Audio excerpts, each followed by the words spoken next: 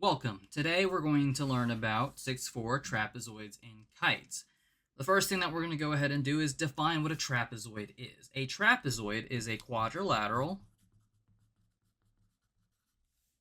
with exactly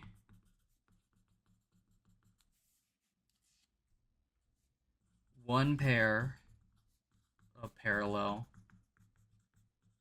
sides. So here's an example of a trapezoid. It is a quadrilateral, so it has 1, 2, 3, 4 sides. And notice that the top and the bottom are parallel to each other. We only have exactly one pair of parallel sides, okay? So these are parallel, and the parallel sides are what we call the bases. So the bases of a trapezoid are the parallel sides.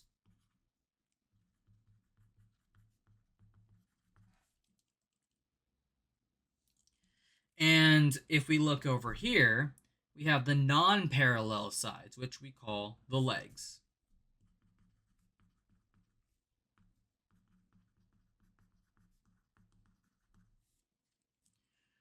Now, what if you have a quadrilateral with exactly one pair of parallel sides where the legs are congruent?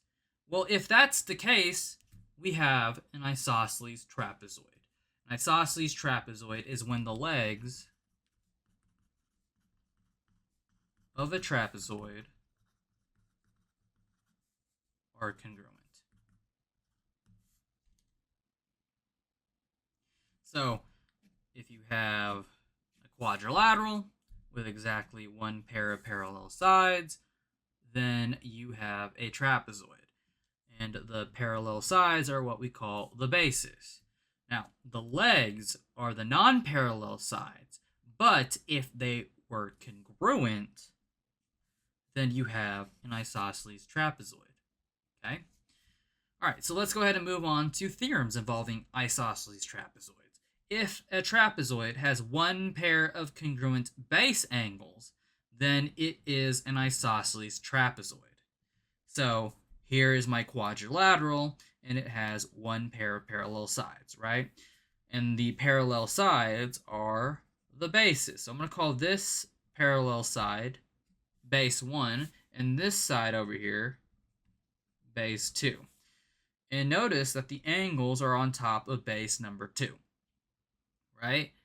So if a trapezoid has one pair of congruent base angles, which they are congruent, then this figure is isosceles, an isosceles trapezoid. So if angle L is congruent to angle M, then trapezoid LMPK is isosceles. This is going to be our first theorem for today. Our second theorem is if a trapezoid is isosceles, then each pair of base angles is congruent. So here's my trapezoid, and the trapezoid is isosceles because this leg is congruent to that leg. And if the two legs are congruent, then the angles opposite to those legs are also congruent. Okay, so angle G is congruent to angle H, and we can say the same thing about angle F and angle J. So these two base angles are opposite to those two tick marks, so they are congruent, right? So if trapezoid GFJH is isosceles, then angle G is congruent to angle H, and angle F is congruent to angle J. Our third theorem is a trapezoid is isosceles if and only if the diagonals are congruent. And since we're dealing with an if and only if situation, we have a biconditional. So that means this theorem is actually our definition. It goes both ways. So we have a conditional, and then we have the converse of the conditional. So here's our first direction. If trapezoid QFS RST is isosceles, then that means that the two diagonals are congruent. So line segment QS is congruent to line segment RT. Now let's write the converse of example 1. If these two diagonals are congruent, so if line segment QS is congruent to line segment RT, then trapezoid QRST is isosceles. Okay? So let's go ahead and use these theorems to answer these two examples. So example 1, for isosceles trapezoid ABCD, if the measure of angle D is 2x plus 24, and the measure of angle C is 5x minus 15, find the value of x. Know that what we can assume is that this is an isosceles trapezoid. Okay, so I want to look at this theorem here, theorem number 2. If a trapezoid is isosceles, yes, then each pair of base angles is congruent. So since this is an isosceles trapezoid, right, it has, number one pair of parallel sides. And this is, our two bases. So this is base 1, and this is base 2. And then the non-parallel sides are our legs, but they are congruent to each other since it's isosceles. So that means that, okay, remember, if a trapezoid is isosceles, then each pair of base angles is congruent. So these angles are, part of base 1, and these angles are part of base 2. So that means that angle A and angle B are congruent to each other, and then angle D and angle C are congruent to each other. So these two angles are congruent to each other. That means that their measures are equal to each other. So to set up my equation, I would just set these two expressions equal to each other. So 2x plus 24 equals 5x minus 15. 39 equals 3x, so x is 13. That's the answer for number 1. For number 2, for trapezoid ABCD, if AC is 2x plus 4 and BD is 5x minus 17, find the value of x so that ABCD is isosceles. So what I'm going to do is I'm just going to redraw the trapezoid because we already marked it. There's so much going on. So this is A, B, C, D, and AC, so from here to there, is 2x plus 4, and BD, so from B to D, is 5x minus 17. We need to find the value of x that'll make this figure isosceles. It's a trapezoid. Let's figure out what x value will make this isosceles. So what I want to do is I want to look at this theorem, particularly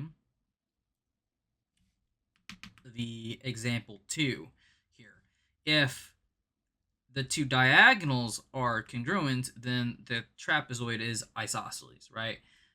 What we need to do is we're going to assume that these two diagonals are congruent to each other. So we're going to set them equal to each other to find the value of x that will make this isosceles. So I'll do 2x plus 4 equals 5x minus 17. Okay, so 2x plus 4 equals 5x minus 17. And then I get 21 equals 3x, so x is 7. Okay, that's the answer for number 2. All right, example 3, quadrilateral ABCD has these vertices. Point A is negative 3, 4. Point B is 2, 5. Point C is 3, 3. And point D is negative 1, 0. Show that ABCD is a trapezoid and determine if it is an isosceles trapezoid. So here's the thing. We already have our picture. We don't need to plot anything. And we need to determine if this is a trapezoid. And two, if it is a trapezoid, is it isosceles? So we actually have two parts to do. We're going to show that ABCD is a trapezoid. That's our first part, okay? And then our second part is if this is a trapezoid, let's see if it's isosceles. We're going to include the adjective there, okay? So this is going to be part number 2. Now, remember, ABCD, if we want to determine if it's a trapezoid, we first need to remember what a trapezoid is. A trapezoid is a quadrilateral with exactly one pair of parallel sides. Okay, so if we look over here, we need to show if this side and this side are parallel, right? And if the two sides are parallel, then we need to see if this side and this side are not parallel. If this side and this side are parallel and this side and this side are parallel, then we would have a parallelogram. But we don't want that. A trapezoid is not a parallelogram. So let's go ahead and find the slope, because we're dealing with the word parallel, right? That involves using the slope formula. So let's go ahead and find the slope of BC. So the slope of BC, after I use my slope formula, I get -2. Okay, so the slope of BC is -2. Let's find the slope of AD.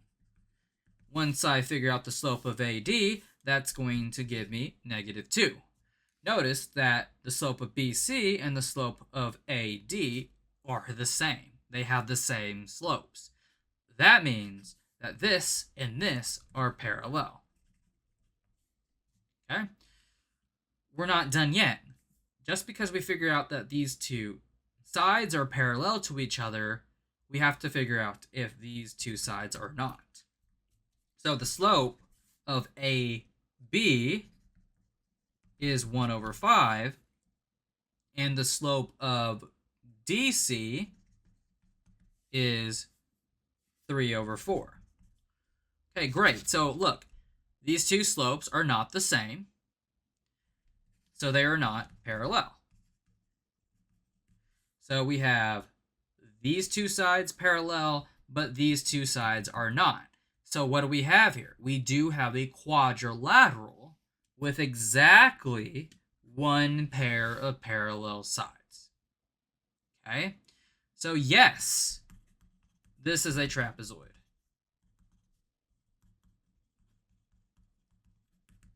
So this is a trapezoid. Are we done? No, because we have to determine if this trapezoid is isosceles, right? And how do I figure this out? Well, I have to use this theorem. A trapezoid is isosceles if and only if the diagonals are congruent. If line segment QS is congruent to line segment RT, or in other words, or in general, if the two diagonals are congruent, then the trapezoid is isosceles. So what we have to do is we need to determine if these two diagonals are congruent. And if the diagonals are congruent, then we have an isosceles trapezoid. If the diagonals are not congruent, we don't have an isosceles trapezoid. And the best way to figure out, how we should calculate the diagonals is by using the distance formula, right? So check back on your notes what the distance formula looks like, because I'm going to go ahead and calculate, the distance between B and D. So the distance between B and D is going to give you approximately 5.8. Now, just because I'm not showing my work here, please make sure you are showing your work on your homework assignment. Okay, just because I'm I'm not showing my work doesn't mean that you shouldn't either. So the distance between B and D is approximately 5.8. So now what I need to do is find the distance between A and C. And once I, figure that out, that's going to be approximately 6.1. So what does that mean? We have a trapezoid, but the diagonals are not congruent. So with this information, based on my findings, this is not an isosceles trapezoid, not an isosceles trapezoid. Wah, wah.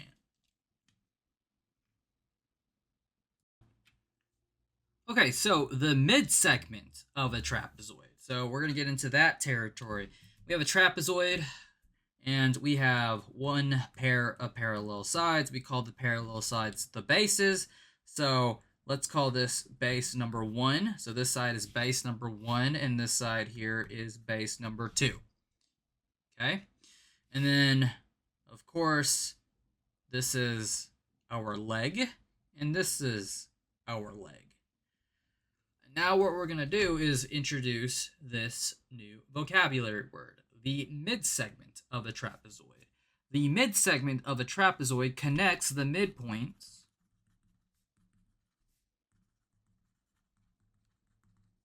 of the legs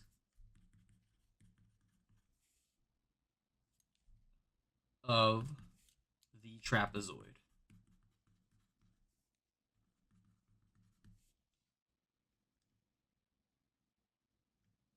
Okay, so let's introduce you to this theorem, the trapezoid mid-segment theorem. The mid-segment of a trapezoid is parallel to each base, and its measure is 1/2 the sum of the lengths of the bases. So, if line segment BE is the mid-segment of trapezoid ACDF,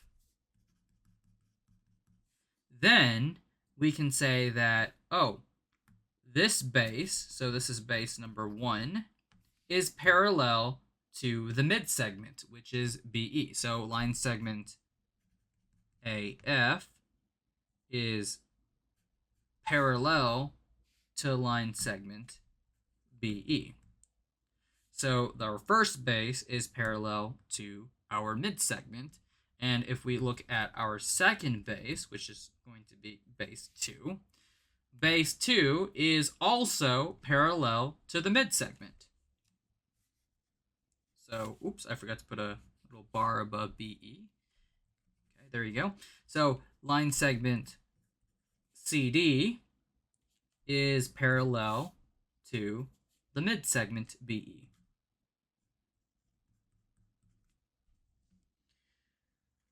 So if this is the case, right, remember, the mid-segment of a trapezoid is parallel to each base, and its measure is 1/2 the sum of the lengths of the bases. So here's my mid-segment, and that's going to equal to 1/2 of base 1 plus base 2. So if I'm using this picture, I would say that the measure of BE, right, this is mid-segment, BE is equal to 1/2 of base 1, which is AF, plus base number 2, which is CD. Okay, so let us create a generic formula. The mid-segment is equal to 1/2 of base 1 plus base 2.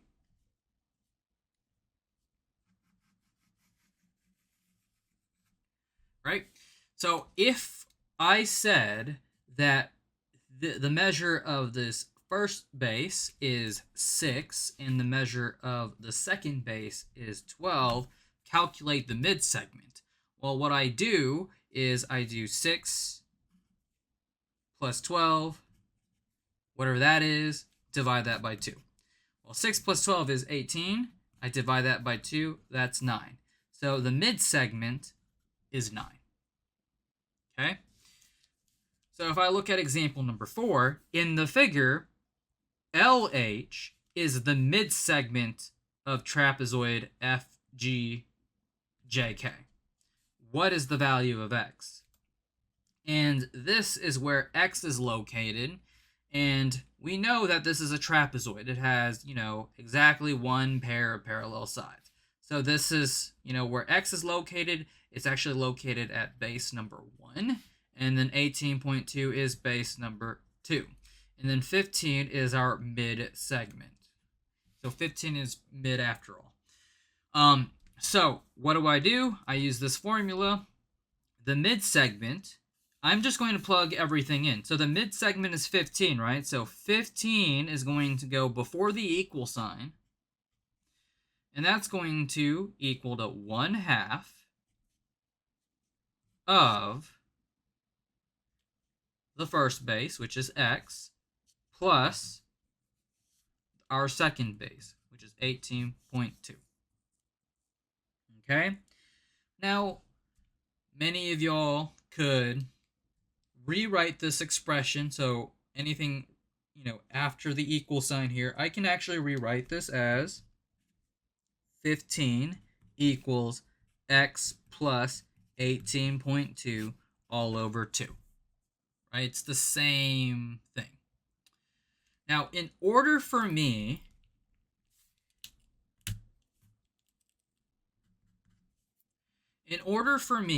to get rid of this 2, I need to multiply the right hand by 2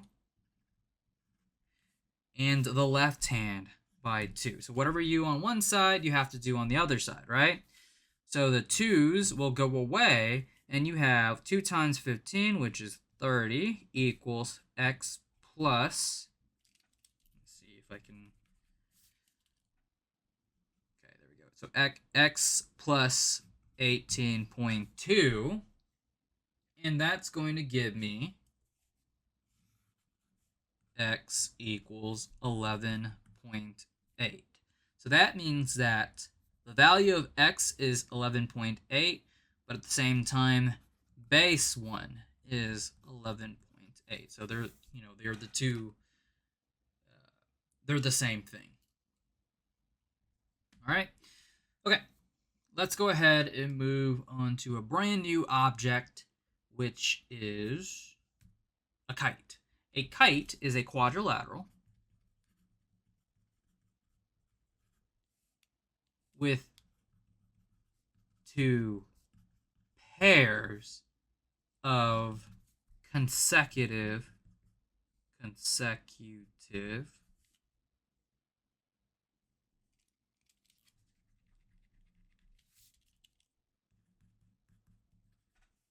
congruent sides.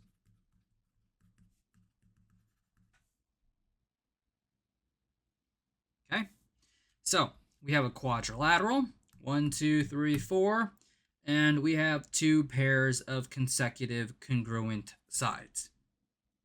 So these sides are next to each other, and these sides are next to each other, right? So this side and this side, since they're next to each other, they're congruent, and this side and this side are next to each other, they're congruent. And this applies to a kite. All right. Okay. So if a quadrilateral is a kite, then its diagonals are perpendicular. So here are my 2 diagonals. If quadrilateral, let's call this A, B, C, D, is a kite, then line segment BD is perpendicular to line segment AC. Okay? Now, if a quadrilateral is a kite, so this is our first theorem for a kite. This is going to be our second theorem for a kite. So if a quadrilateral is a kite, then exactly one pair of opposite angles is congruent. So if quadrilateral JKLM is a kite where line segment JK and line segment KL are congruent, and line segment JM is congruent to line segment LM are congruent, right? This is just talking about the consecutive congruent sides here. Then we can say that angle J is congruent to angle L, and angle K is not congruent to angle M. Okay? And this is how I like to think of kites. The wings are congruent. So these are the wings.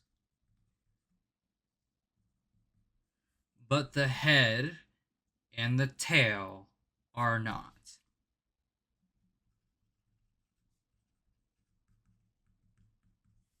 And that's how I remember which parts are congruent in terms of angles of a kite.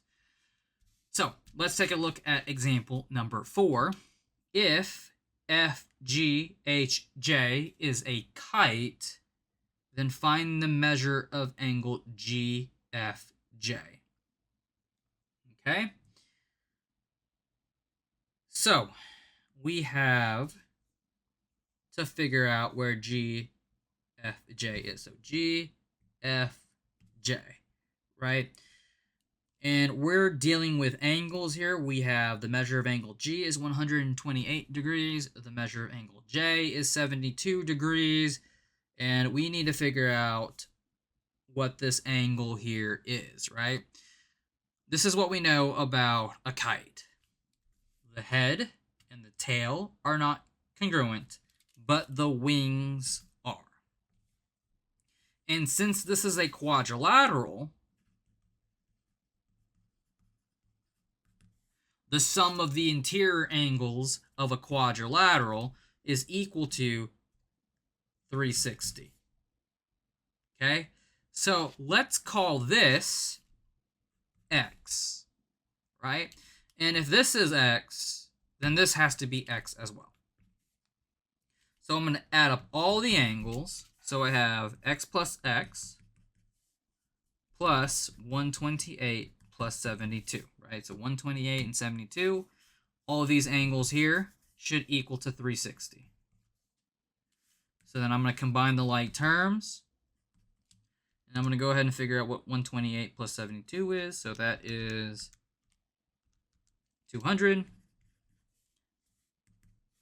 This is going to equal to 360. So 2x equals 160. So then if I divide both sides by 2 here, x is equal to 80, right? So that means that the measure of angle GFJ is 80 degrees. And that's the same thing for the measure of angle GHJ. Example 5. If WXYZ is a kite, then find the measure of ZY. All right. So here we go. This is what we need to do. I can see that this is what I need to figure out. ZY. Yes? I see that the diagonals of a kite are there. And the diagonals of a kite are perpendicular to each other. So this gets a 90-degree angle, this gets a 90-degree angle, this gets a 90-degree angle, and this gets a 90-degree angle. So if this is what I'm trying to find, right, and this here is a triangle,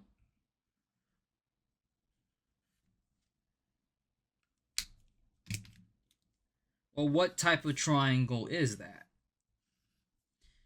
It's a right triangle, right? It's a right triangle with side lengths 24 right here and 8. Our goal here is to figure out what ZY is, and we're going to go ahead and call that C. And I think you know where I'm going with this. You have a right triangle, therefore a squared plus b squared equals c squared. This is me using the Pythagorean theorem. So, the most important thing when doing the Pythagorean theorem is determine what the value of c is, right? C will always be across from the 90-degree angle. That's why I wrote C here in advance. And then A and B, it doesn't even matter. We'll call this A and we'll call that B. So we have 8 squared plus 24 squared equals C squared. And then since I'm trying to solve for C, C is by itself, so I can safely take the square root on both sides. So using my calculator, I do second x squared. Then I input 8 raised to the second power plus 24, raise it to the second power. And you should get, we're going to round to the nearest tenth here. So this is the 10th place. The 9 will dictate the 10th. So this is going to be, C is approximately 25.3. So the measure of ZY is 25.3.